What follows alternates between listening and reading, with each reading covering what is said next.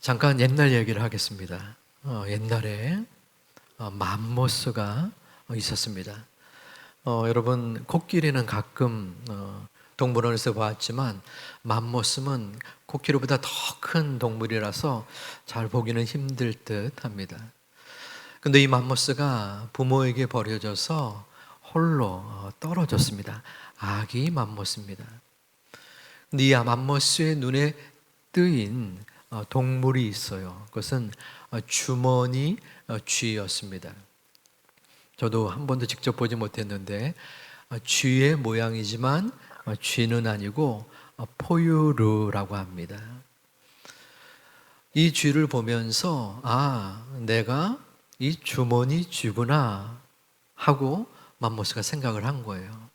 그래서 이 주머니 쥐처럼 생각하고 행동했습니다. 독수리가 휙 날자 주머니 쥐는 독수리를 피해서 풀숲으로 돌아갔는데 맘모스가 그래도 아기지만 덩치가 있을 거 아니에요. 그 풀숲으로 따라 들어갔고 또한 나뭇가지에 꼬리를 말고 자는 주머니 쥐의 모습 따라 또 자기도 흉내를 내는 그러한 과정들이 있었습니다.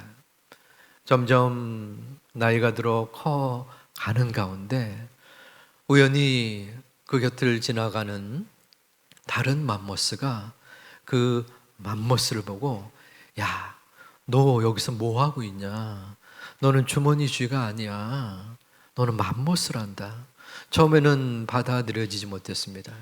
하지만 계속적으로 노력을 하고 또한 일깨워지니까 결국에는 내가 주머니 쥐가 아니구나, 맘모스구나 하면서 맘모스의 무리 속으로 가는 옛날 이야기입니다. 오늘의 설교 제목은 나는 누구인가입니다. 자아 정체성이기도 하지요. 내가 누구인가? 내가 생각하는 나는 도대체 어떠한 사람인가? 이 의식을 어떻게 갖느냐는 우리가 살아가는 이 땅에서 너무나 중요한 역할을 합니다. 맘모스가 끝까지 자신이 맘모스인 것을 깨달지 못하고 주머니 쥐인 것으로 알았다면 그는 계속 잘못된 마음과 행동을 보였을 것입니다. 사람도 마찬가지입니다.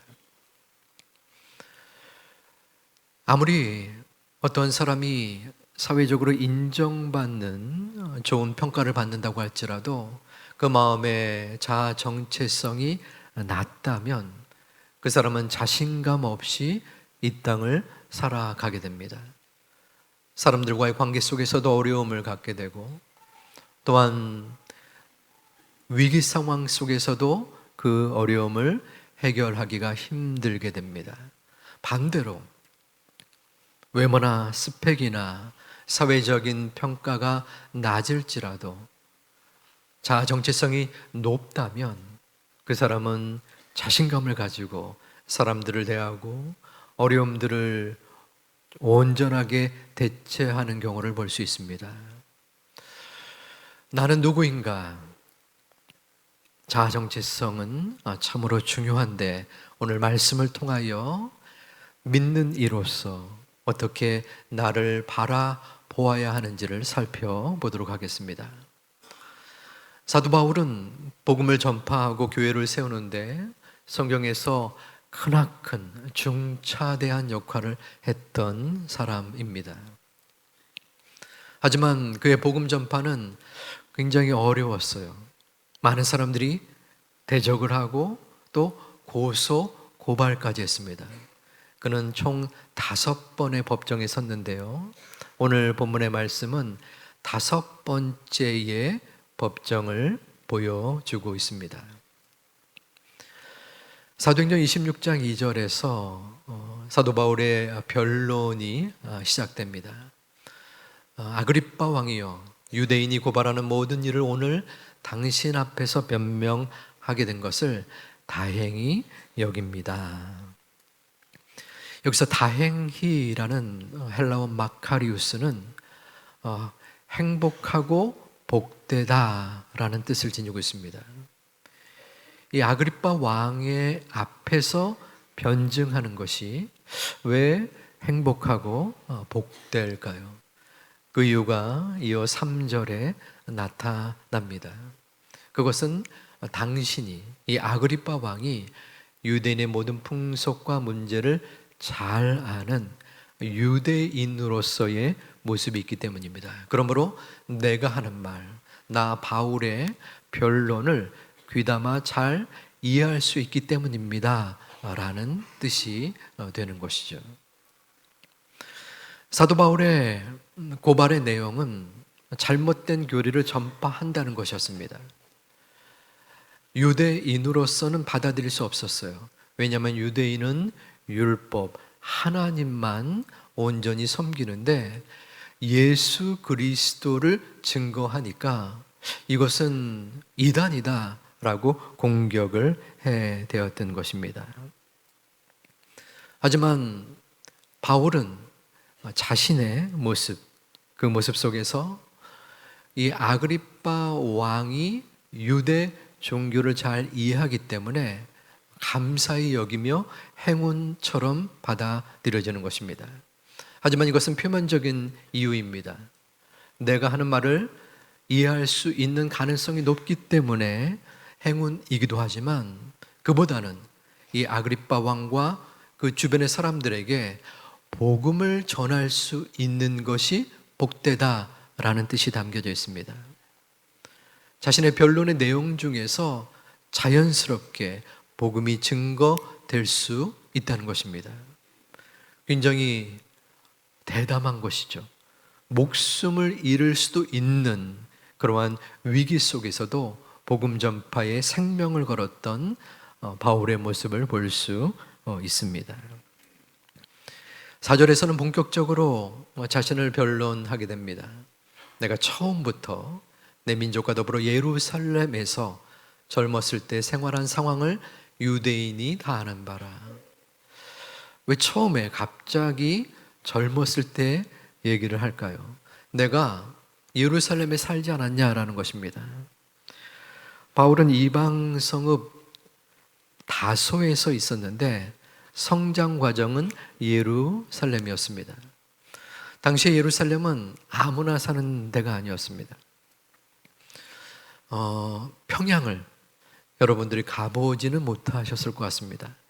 그런데 평양은 아무나 사는 곳이 아니라고 해요. 공산당원, 1등 당원만 그곳에 거주할 수 있다는 것입니다. 마찬가지로 이 예루살렘에서는 유대의 전통과 율법을 온전하게 지키는 자들만이 사는 것입니다. 그것을 지금 바울은 이야기하고 있는 것이에요. 야, 너희들 봐라. 내가 잘못된 교리를 전하는 게 아니야. 이 교리는 새로운 것이 아니라 모세 이전부터 언약의 성취를 증거하는 것이야. 내 이전에 예루살렘, 나는 유대인의 율법과 전통을 누구보다도 잘 지켰던 자이지 않냐. 너희들과 똑같은 신앙적 뿌리를 지닌 존재야 라고 지금 유대인들에게 이야기하는 것입니다.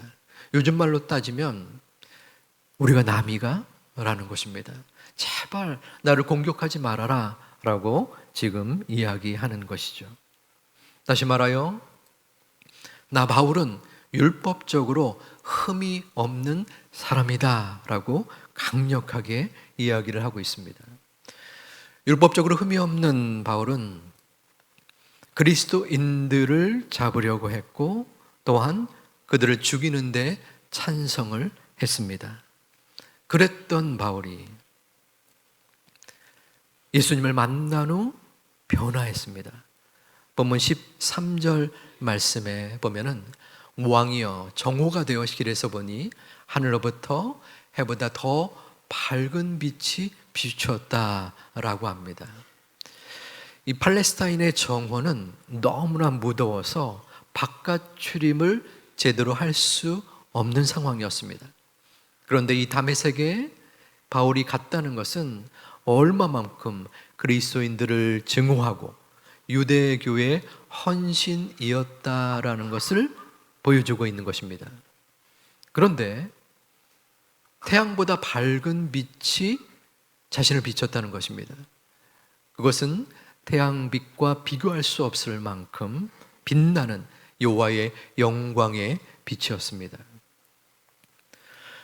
본문 14절에서 예수님은 그에게 음성으로 찾아오십니다. 사울아, 사울아, 내가 어찌하여 나를 박해하느냐. 지금 상황이 어떠한 상황입니까? 사울이 분개하여 경노하고 또한 살기가 등등하여 다메섹에 온 것입니다. 자, 이때 여러분 한번 상상을 해보시기 바랍니다. 여러분에게 여러분을 쫓는 일정한 무리가 있다라고 가정을 해봅니다. 그들은 아무런 죄가 없습니다. 그런데 어떤 사람이 그 여러분을 따르는 그 무리를 해하려 하고 또 감옥에 가두려 하고 심지어는 죽이려고 합니다. 여러분 마음에 어떤 마음이 들겠습니까? 지금도 이 자리에 그 사람이 나를 따르는 무리를 잡으려고 온 것입니다. 그런데 여러분의 능력에는 그를 벌할 수 있는 힘이 있습니다. 어떻게 하시겠습니까? 저 같으면 당연히 이 나쁜 놈아, 어떻게 저 죄 없는 사람들을 괴롭히냐 하고 벌을 줄 것 같습니다. 그래야죠. 주님 또한 그러한 심정이지 않겠습니까? 능력 많으신 주님은 더한 큰 벌을, 심지어는 생명을 앗아갈 수도 있었을 것입니다. 주님은 말씀하셨죠. 사울아, 사울아, 내가 어찌하여. 이것은 얼핏 들으면 원망과 책망의 소리처럼 들리기도 합니다. 그 뒤에 문구를 살펴보아야 합니다. 가시채를 뒷발질하기가 내게 고생이니라. 이 가시채는 쇠꼬챙이를 말합니다. 나무꼬챙이지요. 정확히 말하면 나무 막대기 한 2m 정도 되는 막대기 끝에다가 뾰족한 쇠나 뼈를 박아서 사용하는 것입니다. 어떤 사용처가 될까요? 이 소가 말을 안 듣거나 소를 옮길 때, 소를 길들일 때에 이 쇠 꼬챙이를, 나무 꼬챙이를 찌르는 것입니다. 그러면 이 소가 반항할 수 있잖아요. 그리고 힘들 수 있잖아요.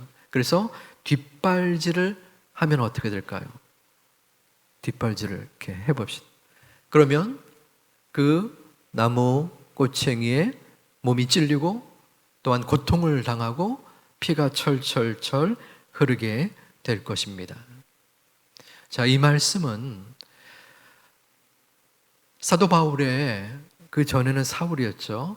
사울의 잘못된 헛된 열심을 하나님 주님께서는 안쓰러운 마음으로 지금 보듬어 주시는 것입니다. 야, 네가 이 가시채를 뒷발질하는 소처럼 말도 안 되는 그 유대교의 교리를 가지고 주님을 온전히 믿고자 하는 저 백성들을 왜 괴롭히려고 하느냐. 그러면 안 된다라고 지금 책망보다는 긍휼과 사랑의 마음으로 다가서고 있는 것입니다. 바울은 자신에게 사랑으로 다가온 주님을 바라보며 여쭈었습니다. 주여, 뉘시 오니까. 주님은 응답하셨습니다. 나는 내가 박해하는 예수니라. 바울은 깜짝 놀랐습니다. 왜냐하면 그의 머릿속에는 예수라는 분이 십자가에서 죽으시고 무덤에 갇혀 있기 때문이었습니다. 그런데 예수의 부활을 증거하는 잘못된 자들이 허황된 교리로 예수께서 부활하셨다라고 퍼뜨리는 상황이었습니다. 그래서 그들을 잡으려고 이 다메섹에 온 것입니다. 그런데 자신이 대적하는 그 예수라는 분이 직접 찾아와서 자신을 부르신 것입니다. 바울은 몸의 모든 힘이 빠져서 마치 시체처럼 땅에 엎드려졌습니다. 바로 주님을 인격적으로 만나는 순간이 된 것입니다. 나는 누구인가? 나는 어떠한 사람인가? 주님께서 오늘 말씀을 통하여 주시는 첫 번째 정체성은 바로 주님의 부르심을 받은 자입니다. 나는 주님의 부르심을 받은 자입니다. 한번 따라서 해보겠습니다. 시작. 나는 주님의 부르심을 받은 자입니다. 한 번 더 할까요? 나는 주님의 부르심을 받은 자입니다. 아멘. 여러분이 주님의 부르심을 받은 자이심을 믿으십니까? 바울은 주님의 부르심을 받고 그의 정체성이 바뀌었습니다. 주님을 만나기 전 그는 고집스러웠고 자기 주장이 강했습니다. 무엇보다도 예수님을 따르는 자들을 잡아서 죽이려는 핍박자였습니다. 하지만 주님을 만난 후 그는 핍박자요 박해자에서 사명자요 또한 전도자로 변화가 된 것입니다. 바울은 3차례에 걸쳐서 전도 여행을 했고 또한 최소한 5번 감옥에 갇히게 되었습니다. 그리고 우리나라 옛날의 곤장에 해당되는 태형 39대를 5차례 맞았으며 전도의 항해 중 폭풍을 만나 죽을 고비를 넘겼지만 두려워하지 않았습니다. 어떻게 그럴 수 있었을까요? 그것은 예수님을 만났기 때문이었습니다. 주님께서 나를 부르신 것을 마음속에 확신하고 믿었기 때문에 그는 자신의 목숨까지도 아끼지 않는 복음의 증거자가 된 것입니다. 여러분은 누구입니까? 누군가 여러분에게 그 질문을 한다면 여러분은 자신 있게 나는 주님의 부르심을 받은 자입니다 라고 말할 수 있겠습니까? 그러기에 하나님의 자녀로서 소명자로서의 확신의 모습을 보여주고 있습니까? 아니면 그 부르심의 감격이 사라지고 식어지거나 지금은 무감각하고 냉랭한 크리스찬으로 살고 있지는 않습니까? 사울아, 사울을 부르신 주님은 지금 우리를 부르십니다. 말씀을 준비하면서 주님께서 저를 부르신다라는 느낌이 들었습니다. 원서가 내가 신앙인이냐? 내가 믿는 이로서 그 정도밖에 못하냐? 네가 목사냐? 그런 마음에 죄스러운 생각이 들긴 했습니다. 하지만 그 마음의 자책도 있지만 그보다는 책망과 꾸중보다는 긍휼과 사랑으로 저를 부르셨습니다. 그래도 수고가 많다. 내가 부족하니까, 네가 연약하니까 내가 너와 함께 있는 것이란다. 주님은 여러분 한 분 한 분을 부르셨고 지금도 부르고 계십니다. 이 땅의 삶에 짓눌리고 찌들려서 도저히 헤어나올 수 없을 것 같은 여러분을 하나님은 부르고 계십니다. 그 하나님의 부르심에 여러분은 그 음성을 지금 듣고 계십니까? 하나님의 부르셨기에 우리들이 지금 이 예배의 자리에 나와 예배를 드릴 수 있는 것입니다. 하나님의 자녀가 된 것입니다. 하나님의 부르심에는 후회하심이 없으십니다. 하나님의 부르심에는 결코 실패가 없으십니다. 지금도 매 순간마다 삶의 정황 속에서 헤매이고 지치고 어찌 해야 할지 알 수 없는 참혹함 속에서 나아가는 우리들을 하나님은 만져주시고 이끌어주시고 인도하시는 참 좋으신 아버지 하나님이십니다. 그분의 아들 예수 그리스도를 이 땅에 보내셔서 성령 하나님과 함께 우리를 돌보아 주고 계십니다. 가장 좋은 길로, 가장 완전한 길로 이끄시는, 우리를 부르시는 그 주님을 바라보시고 나아갈 수 있는 하나님의 자녀들 되시기를 주님의 이름으로 축원드립니다. 혹시 자녀들이 계시는 분들은 그 자녀가 잘못된 길로 나아갈 때 어떠한 마음이 드시겠습니까? 너무나 안타깝겠죠. 사울이 올바르지 못한 길을 걸어갈 때 주님은 그 모습을 바라보고 너무나 가슴 아프게 다가가셨습니다. 사울아, 사울아. 본문 말씀에 16절에 용기의 말씀을 주십니다. 우리 함께 읽겠습니다. 일어나 너의 발로 서라. 내가 내게 나타난 것은 곧 내가 나를 본 일과 장차 내가 내게 나타날 일에 너로 종과 증인을 삼으려 함이니 아멘. 우리가 갖게 되는 두 번째의 정체성의 모습이 있는데 그것은 주님께서 세우시는 자입니다. 나는 주님께서 세우시는 자입니다. 우리 다시 한번 따라하겠습니다. 나는 주님께서 세우시는 자입니다. 아멘. 바울에게 주님은 일어나서 내 발로 서라 라고 말씀하십니다. 주님의 이 말씀은 어려운 상황에서 일어났습니다.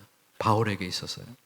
왜냐하면 부활하신 주님을 만났을 때에 그의 온몸이 힘이 빠지고 엎드려졌습니다. 마치 시체처럼 꼬꾸라졌습니다.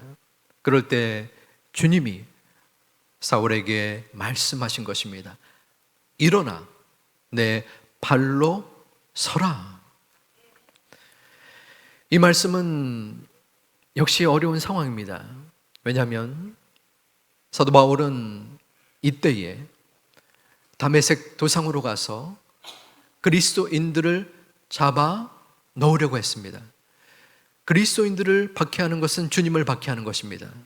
그런데 주님을 만난 이후에 그는 자신이 죄인이요 박해자요 핍박자인 것을 명백히 알게 되었습니다. 벼룩도 낯짝이 있다라고 하죠. 주님의 얼굴을 보기가 민망했습니다. 너무 죄송했습니다. 쥐구멍이라도 있으면 그곳으로 들어가고 싶어 했을 것입니다.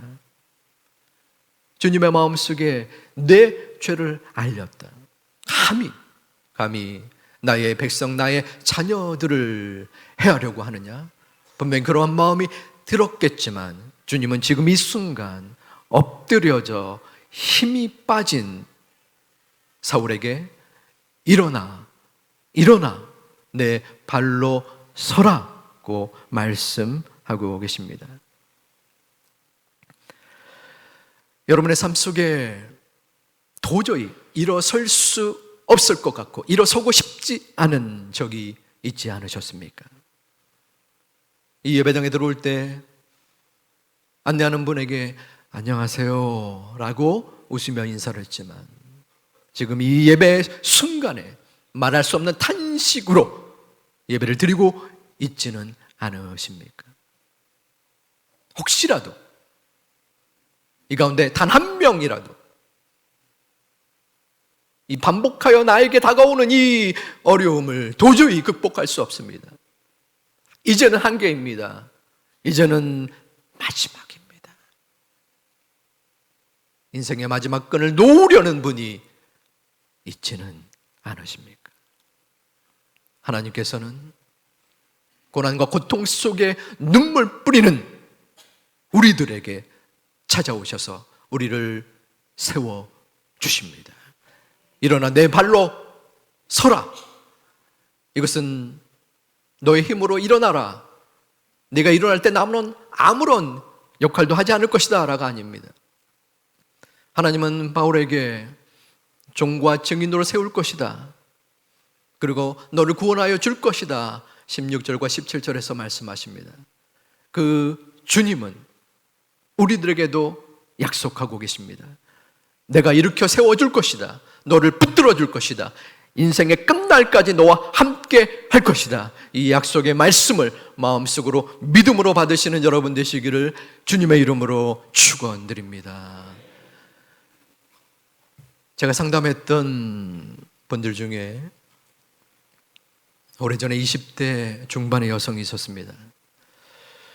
파란만장한 성장 배경 속에서의 어려움, 그리고 당시에 지니고 있었던 문제의 압박이 너무 컸던 분이었습니다.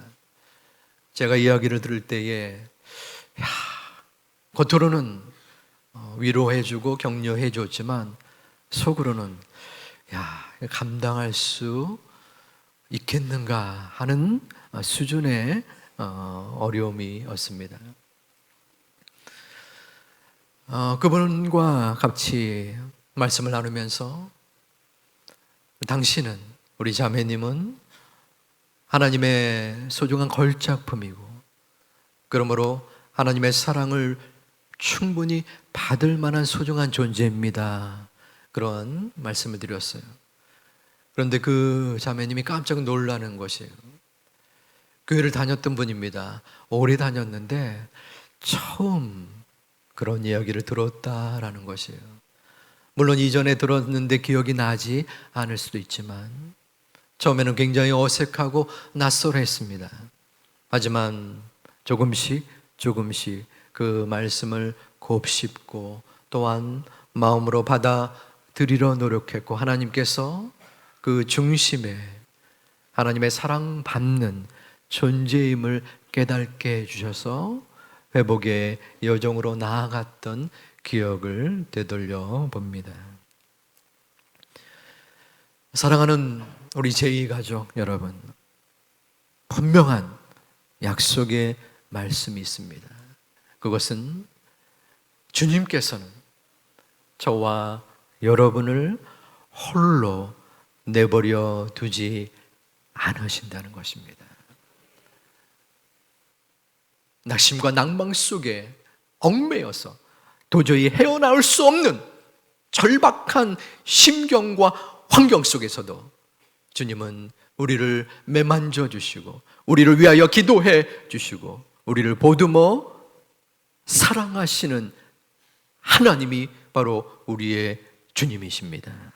그러기에 우리는 다시 일어서야 합니다. 일어설 수 있습니다. 분명히 일어날 것입니다. 주님이 나와 함께 하심으로 우리는 회복되고 치유받는 것입니다. 그것이 바로 약속입니다. 우리의 힘이 아닙니다. 우리의 능력이 아닙니다. 우리의 생각이 아닙니다. 우리의 모든 노력이 아니라 바로 주님께서, 우리를 세우시는 주님께서 우리와 함께 하시기 때문에 그분을 의지하고 나갈 때 주님이 우리를 이끌어 주시는 것입니다. 그것이 바로 믿음의 약속의 자녀인 것입니다. 우리는 그 약속을 바라보며 살아가는 존재입니다. 10억, 20억, 돈이 많으면 많을수록 좋겠죠. 남들이 부러워하는 사회적 지위와 평안함이 있으면 좋을 겁니다. 성공이 결코 나쁜 것이 아닙니다. 많은 영향력을 줘서 이 땅의 많은 사람들에게 주의 영광과 복음을 증거할 수 있는 도구가 되어야 합니다. 하지만 더 중요한 것은 주님의 약속입니다. 너를 세워 주릴 것이다. 너와 함께 할 것이다. 그러니 일어나 내 발로 서라. 주님께서는 연약하여 도저히 일어설 수 없을 것 같은 우리의 두 발에 힘을 불어 넣어 주십니다. 나의 힘이 아닙니다. 결코 내가 생각한 나의 방법이 아닙니다.